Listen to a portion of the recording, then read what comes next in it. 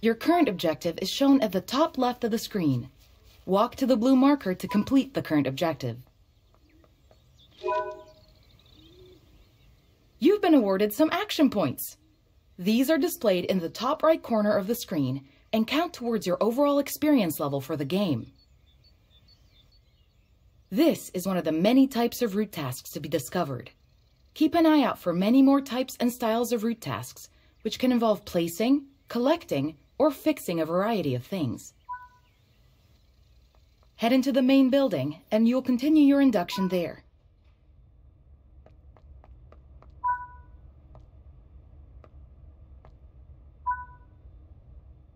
You can pause Train Sim World at any point to review objectives and a lot of other information about what's happening at the moment. Try it now, and then return to the game after you've had a look around. Now that we've covered some of the basics of moving around and interacting with the environment, let's take a walk through the building and find the trains. This is Central Square. From here, you can explore the main training center depot and surrounding yards.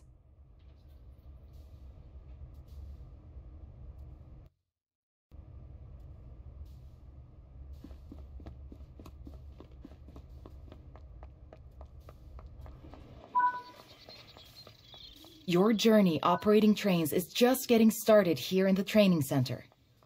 Remember, you can always...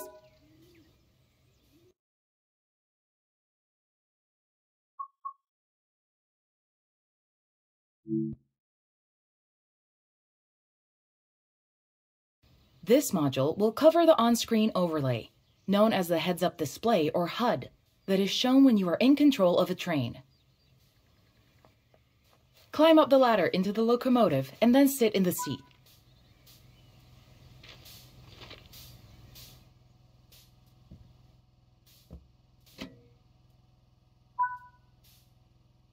Welcome to the most important seat in the train. While sitting here, you'll be in full control. Before you think about moving the train, though, let's look at the HUD overlay that's appeared on the bottom right. The heads-up display is a guide to what your train is doing. The main part of the HUD is the speed display. A white bar will appear around the outside to show your current speed, and the red mark indicates your maximum permitted speed. This is the direction display. An arrow will indicate forward, reverse, and neutral directions. This is the power display. A number will indicate what position the power or throttle control is in. These are the brake indicators. The exact ones shown will vary by train and will often be visible in the train itself on various gauges. They tell you what's happening in the braking system.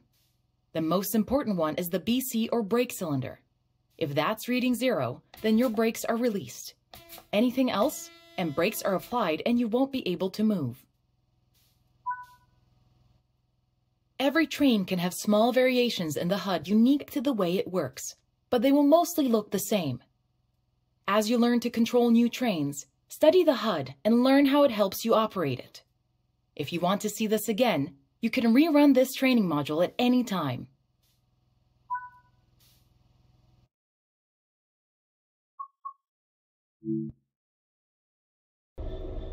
In this training module, you're going to look at making the train move, and then bringing it to a stop again. While many trains have different controls and are operated in different ways, there are basically always 3 controls that are common and are required to move the train. The reverser sets the direction between forwards and backwards.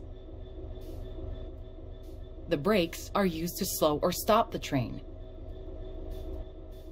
The throttle controls how fast the train accelerates. We want to move the train forwards, so move the reverser in that direction.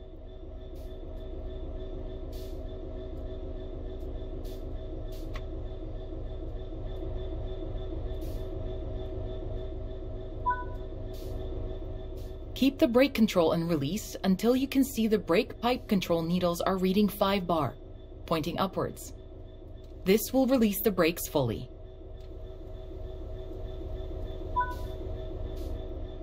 Watch the brake cylinder, or BC gauge, to see it gradually reduce to 0, which tells you that the brakes are now fully released and you can move the train. Apply some throttle to get the train moving.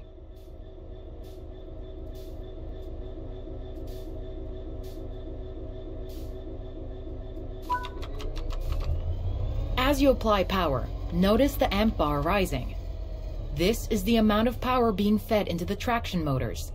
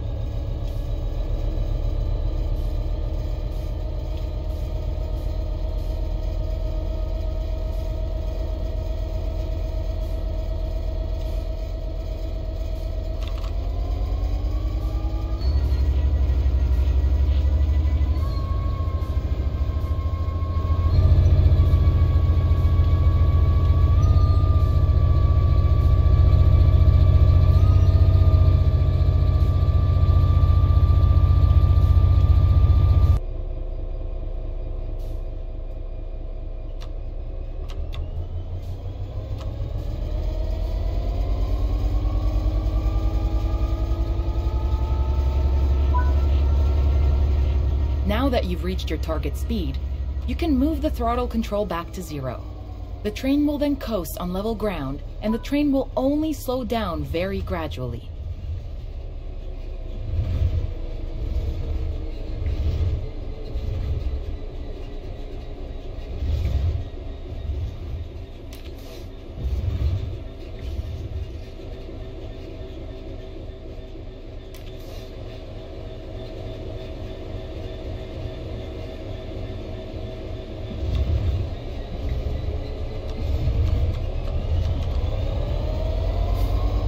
While the specifics of operating brakes vary from train to train, the basic process of stopping is fundamentally the same.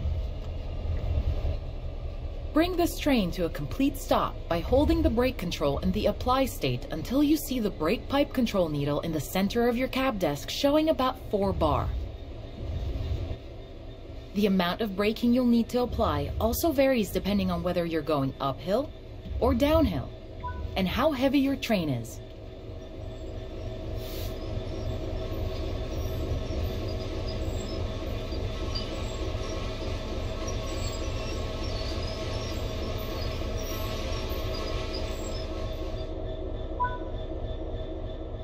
Stopping a train is one of the biggest challenges of controlling them, particularly stopping them in the right place.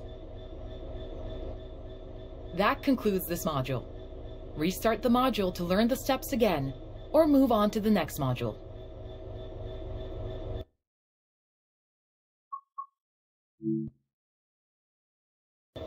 This module will go over the fundamentals of operating junctions to change the path your train will take, and how to navigate using the map. Most rail lines around the world are controlled remotely by a signaling center or dispatcher. From the perspective of the train, the direction taken is automatic. But within yards and depots, many small and frequent movements are required. This makes remote control of the track impractical. In these locations, the direction taken is manually controlled. You can set junctions by either walking up to them and interacting with them, or going to the 2D map and changing them from there. Let's change this junction by hand first. Walk over to it and change it by operating the lever. Notice how the point blades move on the track. Try moving it a few more times until you can see how it works.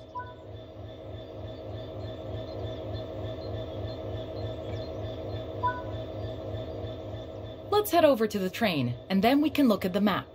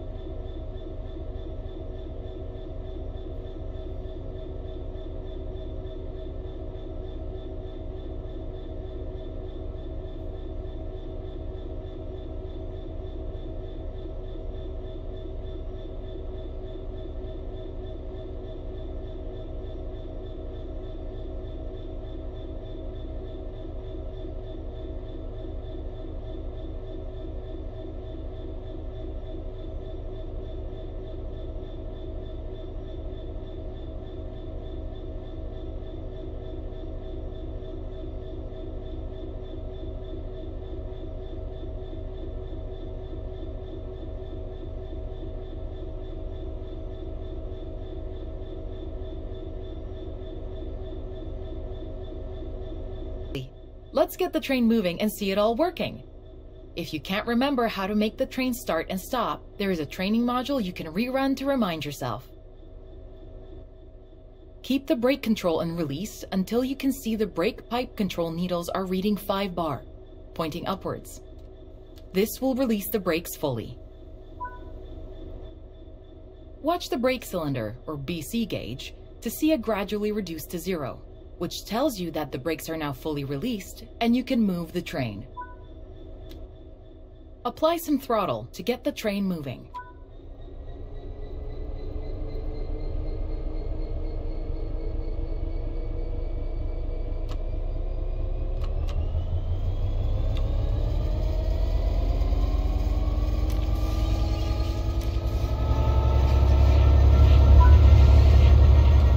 Now that you've reached your target speed, you can move the throttle control back to 0. The train will then coast on level ground, and the train will only slow down very gradually.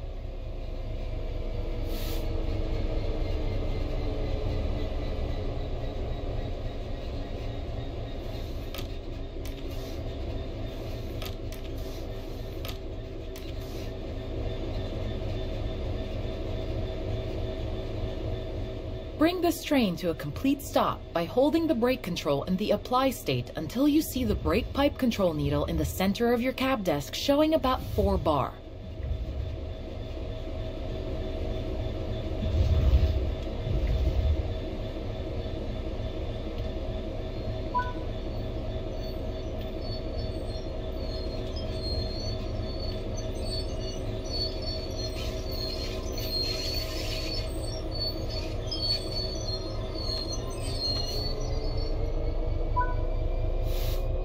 That concludes this module.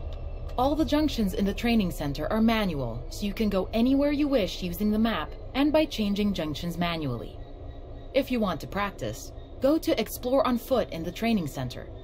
You'll find trains dotted around, and you can practice driving them and moving them around the yard. Don't forget, you can always rerun this training module later if you can't remember any of what's been covered.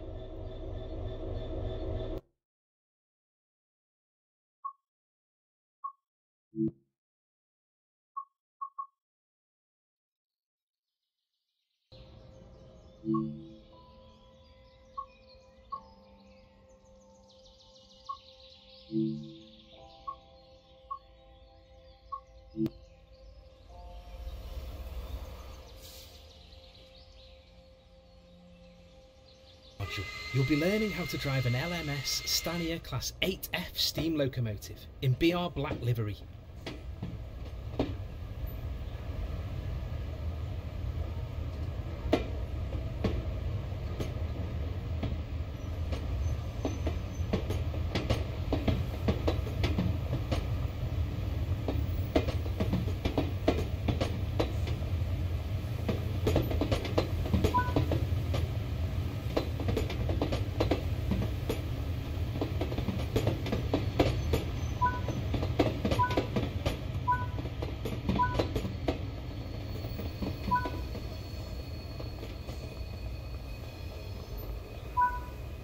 Stand on the platform and wait for this train to arrive.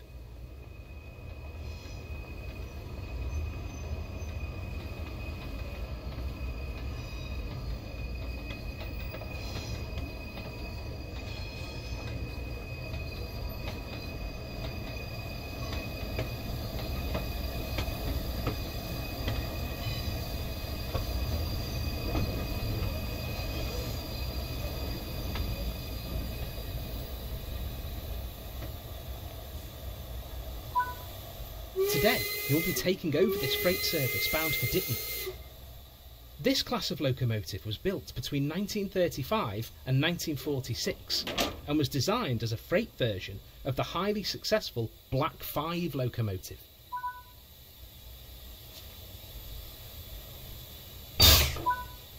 Let's prepare the locomotive for departure.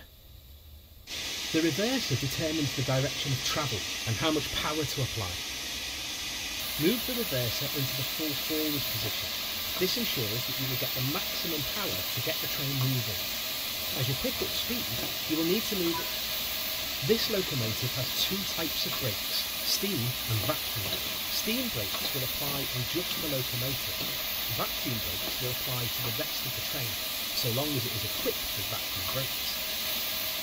Use the combination brake to apply both types of brakes simultaneously. Vacuum brakes are released when there is a vacuum in the system. To apply braking force, air is added back in by the driver using the combination brake.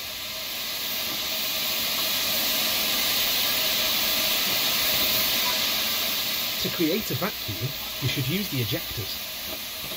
The small ejector should be left open when the train is running, and the large ejector can be used to increase the vacuum more quickly after coupling or heavy braking.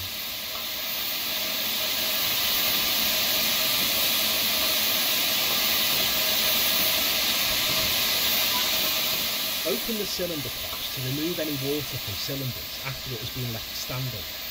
Water in the cylinders can damage them. The regulator acts like the throttle for the steam locomotive. It controls how much steam is delivered to the cylinders. Slowly open the regulator to apply power. Remember that power delivery is delayed in a steam locomotive. Applying too much power too early can cause wheel slip.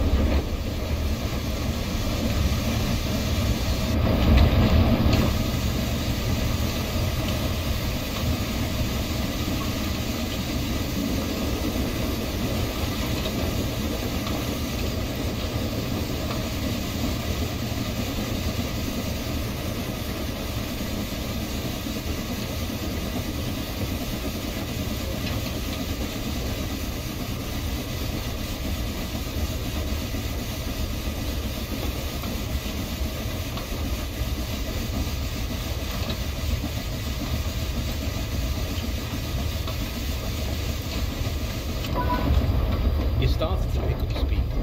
Move the reverser towards the mid-gear. This reduces the amount of steam let into the cylinder and saves energy.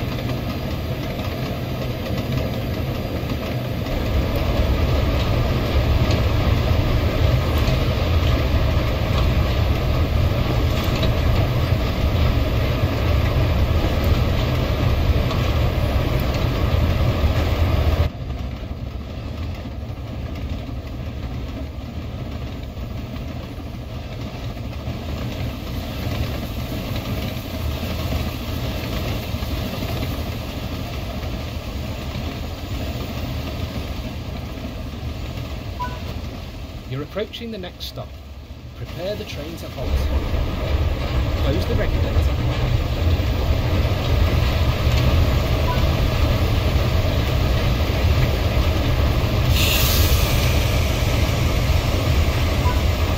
Bring the train to a stop in the indicated position.